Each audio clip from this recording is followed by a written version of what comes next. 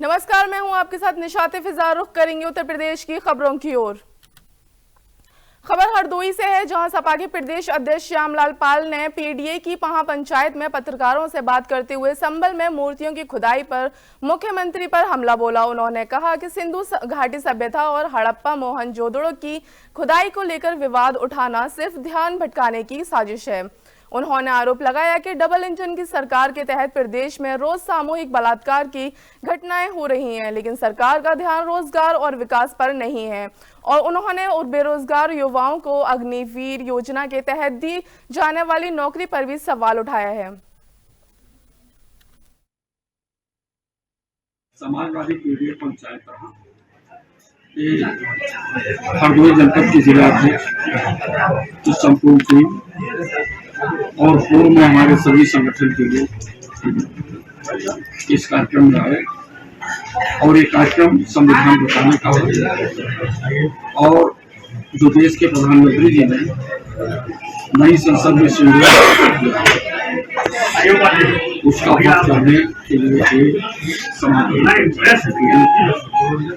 क्योंकि इस देश को चलाने के लिए संविधान चाहिए, न कि सिंधु राजतंत्र का प्रतीक है, लोकतंत्र का प्रतीक है। समाजवादी पीडीए पंचायत। खबर आगरा से है, जहां ताजमहल में जलाभिषेक की मांग पर लघुवाद न्यायालय में सोमवार को सुनवाई नहीं हो सकी, क्योंकि सैयद इब्राहिम हुसैन जैदी के अधिवक्ता पेश नहीं हुए। अगली सुनवाई 20 जनवरी को होगी। हिंदू पक्ष ने प्लेसेस ऑफ वर्शिप एक्ट 1991 को समाप्त करने की मांग की और ताजमहल को तेजो महल मानते हुए इसे हिंदू आस्था का केंद्र बताया। कुंवर अजय तोमर ने कहा कि इस मामले को वे अंतिम सांस तक लड़ेंगे। परिचय की दृष्टि से मैं कुंवर अजय तोमर, प्रदेश अध्यक्ष योगी यूथ ब्रिगेड एवं पक्षकार ताजमहल तेजो महल केस आगरा। आज लघुवाद न्यायालय में ताजमहल जो कि तेजो महल है उस प्रकरण में आज सुनवाई होनी थी, लेकिन अदालत में समय के अभाव के कारण, वहीं शहीद इब्राहिम हुसैन जैदी के अधिवक्ता के न होने के कारण आज सुनवाई नहीं हो सकी। अब अगली सुनवाई 20 जनवरी को होगी। देखिए, 24 सितंबर को सैयद इब्राहिम हुसैन जैदी ने एक अर्जी दाखिल की थी कि उन्हें पक्षकार बनाया जाए। उन्होंने ताजमहल को वक्फ बोर्ड की संपत्ति बताया था, जिस पर 7 अक्टूबर को मेरे अधिवक्ता जो हैं शिवाधार सिंह तोमर जी के द्वारा आपत्ति दाखिल की गई थी कि उन्हें पक्षकार न बनाया जाए, क्योंकि शहीद इब्राहिम हुसैन जैदी की कोई प्राइवेट प्रॉपर्टी नहीं है, ना ही वे शाहजहां और मुमताज के कोई बनता है जो ताजमहल का तेजो महल का केस लड़े। और वहीं इसमें 27 नवंबर को एएसआई की ओर से भी एक आपत्ति दाखिल की गई है कि सैयद इब्राहिम हुसैन जैदी को पक्षकार न बनाया जाए। तो इस पर आज कुछ ना कुछ निर्णय आना था, लेकिन नहीं आया। अब 20 जनवरी को इसमें सुनवाई होगी। ताजमहल जो कि तेजो महल है, करोड़ों हिंदुओं की आस्था का केंद्र है और हम ये लड़ाई अंतिम सांस तक जो है लड़ेंगे। अच्छा, अभी बीते दिनों सर्वोच्च न्यायालय सुप्रीम कोर्ट ने एक अहम आदेश जारी किया है, प्लेसेस ऑफ वर्शिप एक्ट 1991 को।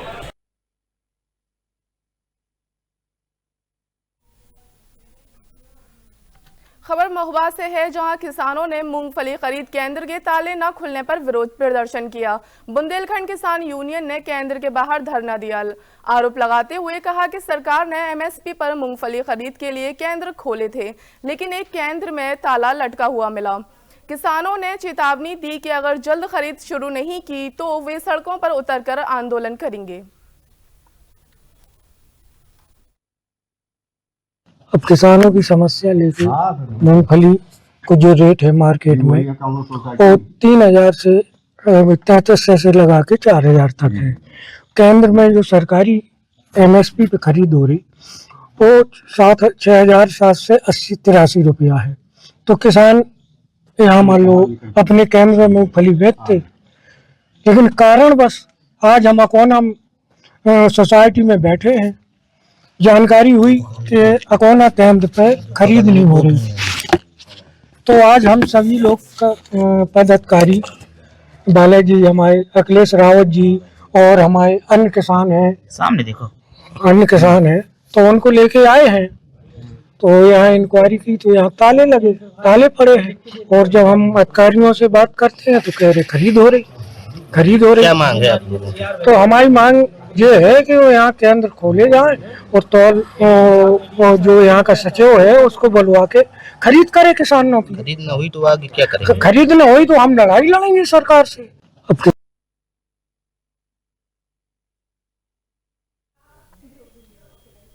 खबर एटा से है, जहां अतिक्रमण हटाओ अभियान के तहत प्रशासन ने नाले और फुटपाथ पर लगे अतिक्रमण को हटाने की कार्यवाही की। व्यापारियों को चेतावनी दी गई कि पुनः अतिक्रमण करने पर जुर्माना लगाया जाएगा। कचहरी रोड से बस स्टैंड तक अतिक्रमण हटाने के दौरान कई निर्माण ध्वस्त किए गए और व्यापारियों में हड़कंप मच गया।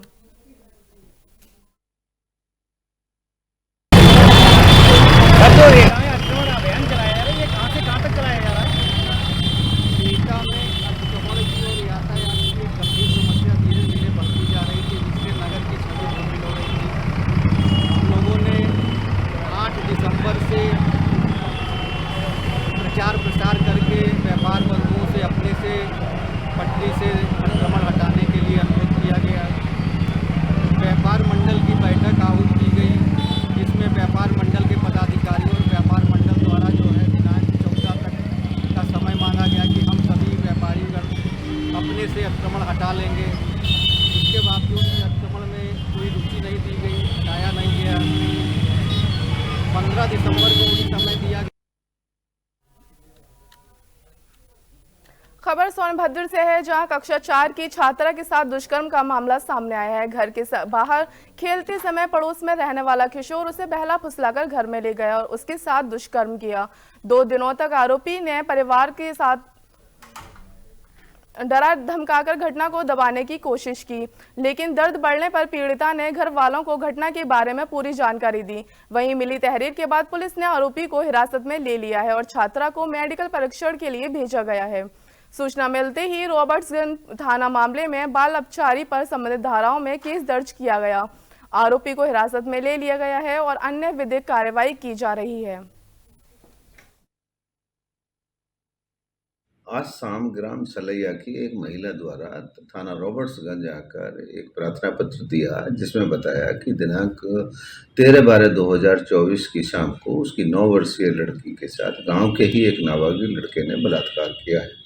इस सूचना पर थाना रॉबर्ट्सगंज पर मुकदमा अपराध संख्या 974/24 अंडर सेक्शन 65(2) 351(3) BNS व 5M/6 पॉक्सो पंजीकृत किया जा रहा है। बाल अपचारी को पूछताछ हेतु थाने लाया जा रहा है, विधिक कार्रवाई की जा रही है। आज शाम ग्राम सलैया की एक महिला द्वारा खबर सहारनपुर से है, जहां ग्राम मनोहर में भारतीय किसान यूनियन तोमर की बैठक आयोजित हुई, जिसमें सैकड़ों पदाधिकारी और कार्यकर्ता शामिल हुए। पश्चिम प्रदेश अध्यक्ष पारित उपाध्याय ने दर्जन भर संगठन की सदस्यता ग्रहण कराई। प्रदेश उपाध्यक्ष सुल्तान अहमद ने एमएसपी कानून को लेकर किसानों पर हो रहे अत्याचार की चिंता जताई और दिल्ली आंदोलन का आह्वान किया। प्रदेश प्रवक्ता देवेंद्र कंबोज ने केंद्र और प्रदेश सरकार पर लगातार आरोप लगाते हुए गन्ने का भाव अभी तक घोषित नहीं हुआ और महंगाई चरम सीमा पर है। कार्यक्रम में विभिन्न पदाधिकारी और सैकड़ों कार्यकर्ता मौजूद रहे।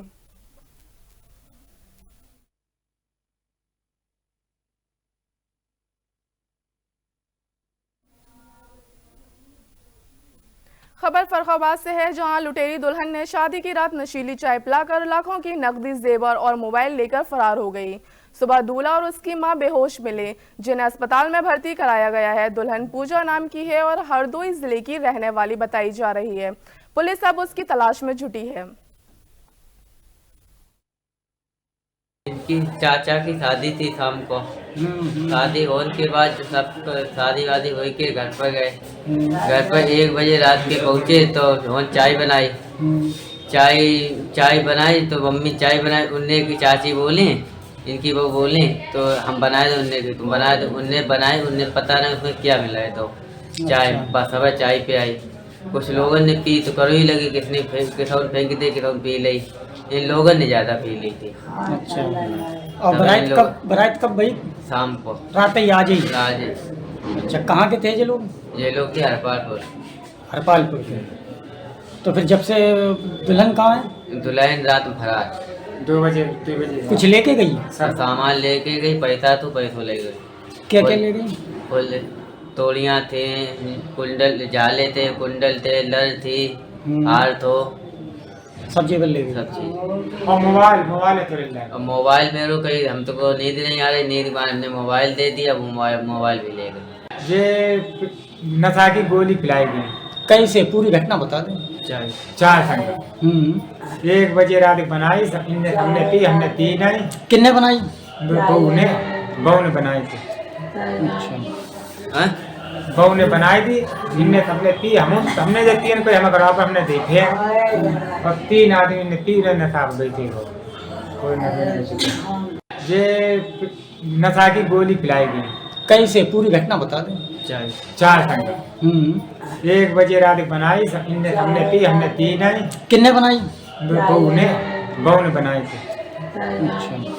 हाँ? बहू ने बनाई थी, इनने सबने पी, हमने जब 3 पे हमें बराबर हमने देखे और 3 आदमी ने पी रहे नशा बैठे हो, कोई नशा।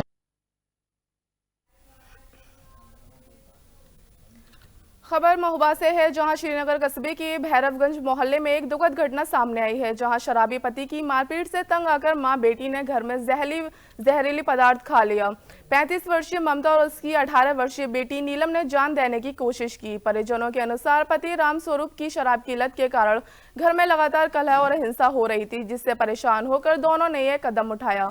गंभीर अवस्था में दोनों को जिला अस्पताल में भर्ती कराया गया है।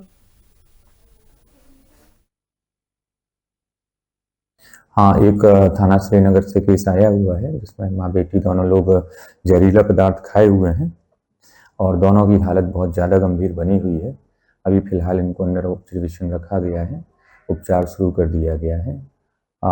थोड़ा सा हालत में सुधार हो रहा है। सर, परिजनों द्वारा क्या बताया गया? परिजनों द्वारा ये बताया गया है कि इनका घरेलू आपस में झगड़ा हुआ है। शायद फादर ने कुछ शराब पीकर कुछ हंगामा किया तो माँ बेटी के द्वारा ये जहरीले पदार्थ का सेवन किया।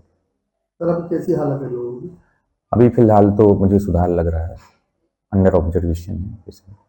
अरे हम तो खेत में मतलब काम कर रहे थे, तो इसकी मम्मी ने फोन लगाया, बोले हमारी बच्ची ने दवाई खा ली। तो हम लोग दौड़ के आए और मोटरसाइकिल पे रखा और लेके आए। फिर बाद में पता चला कि माँ ने भी खा लिया। माँ ने पहले खा लिया और वे यहाँ अस्पताल में सुन रहे कि पहले माँ ने खाया था और बच्ची को पता चला तो फिर बच्ची ने भी खा लिया। क्या वजह है? अरे वही पिताजी के चक्कर में, मतलब वो थोड़ी बहुत शराब पी लेते हैं तो मगर पापा की टेंशन में मना करने के बावजूद नहीं छोड़ रहे।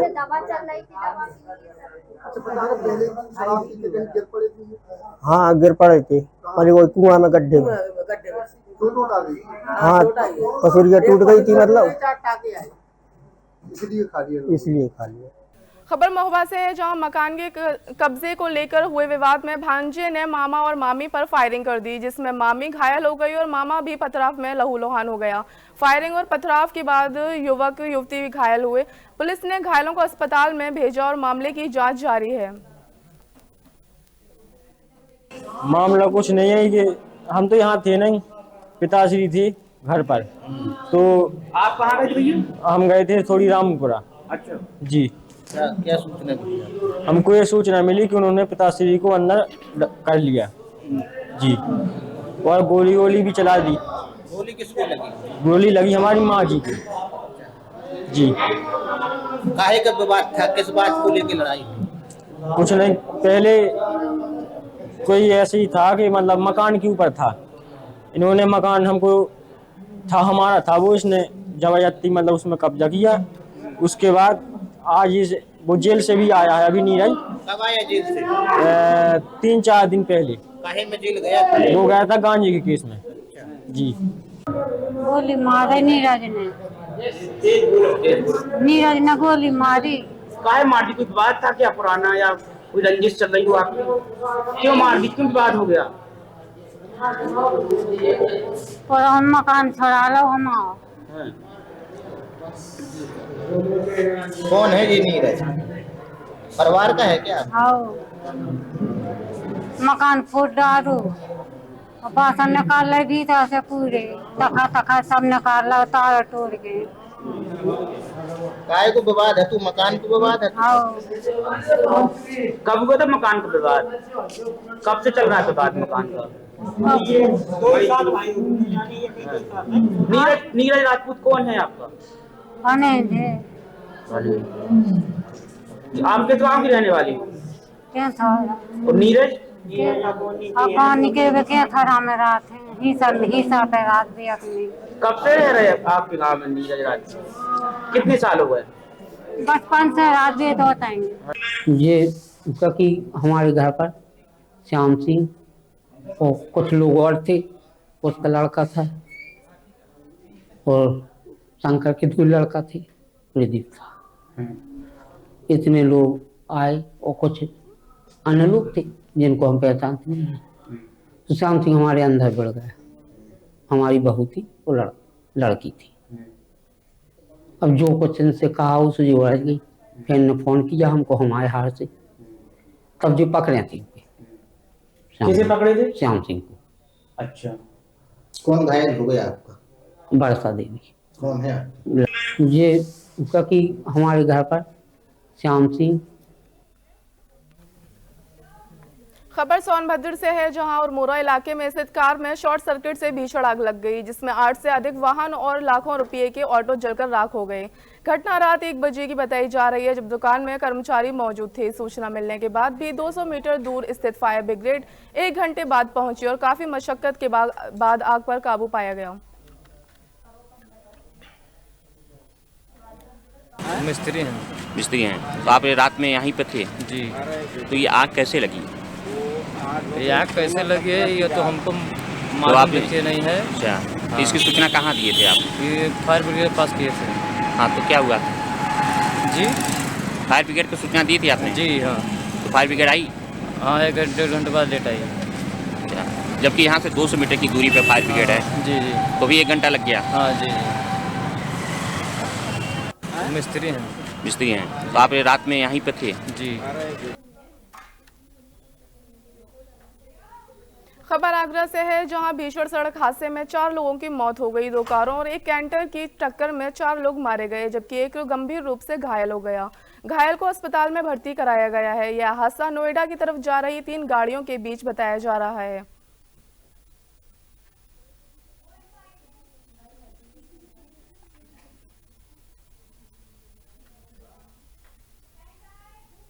खबर पीलीभीत से है, जहां लालपुर में 19 वर्षीय सुधीर कुमार के छत से पंखे में फांसी लगाकर आत्महत्या कर ली। परिजनों द्वारा सूचना मिलने पर पुलिस ने शव को पोस्टमार्टम के लिए भेजा। मृतक के पिता ने पुलिस को लिखित शिकायत दी है और मुकदमा दर्ज करने की मांग की है। जिला पीलीभीत थाना झालावाड़। तो क्या घटना घटी है यहाँ पर?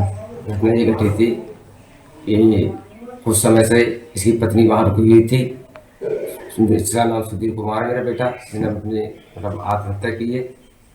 तो जब उन्होंने फ़ोन किया, वहाँ बुलाया, तो उसके साड़ू और इसकी पत्नी के उसे नाजायज संबंध चल रहे थे, इसीलिए वो वहाँ से मतलब नहीं आने दे रहा था। कौन साड़ू कहाँ का रहने वाला है? शेखर लाड़ को। अच्छा। नाम जितिन प्रसाद, नितिन और बोल दिया मूलचंद। अच्छा, तो शादी को कितना समय हो गया था? शादी को लगभग 5-6 महीने हुआ। ये शादी आपने कहाँ की थी? भवानी। भवानी कहाँ पड़ता है ये? अच्छा। खबर इटावा से है, जहां एक पूर्व सभासद वीरेंद्र यादव का शव फांसी के फंदे पर झूलता हुआ मिला। वीरेंद्र यादव की बेटी ने सुबह जब पिता को कमरे में फांसी पर लटका हुआ देखा तो उसने तुरंत पुलिस को सूचना दी। मृतक वीरेंद्र यादव 2007 से 12 तक सभासद रहे थे। परिवार के लोग इस घटना से गहरे शोक में हैं। फिलहाल पुलिस मामले की जांच कर रही है और पोस्टमार्टम रिपोर्ट का इंतजार कर रही है। रोहित राजागंज। सुसाइड किया पापा ने। क्या जानकारी मिली किस बात को लेके? पहले कोई लड़ाई झगड़ा? नहीं। बात है, आपको कैसे पता चला? सो के उठे सुबह तो देखा फांसी लगी। कितने समय? हम 9:30 बजे साइड उठे थे। कितनी उम्र रही होगी? 48। क्या नाम था? वीरेंद्र यादव। क्या कारण? कुछ नहीं। कुछ पता नहीं चला शाम को कोई बात नहीं। में बस इतना ही। देश दुनिया की तमाम खबरों के लिए बने रहें हमारे साथ।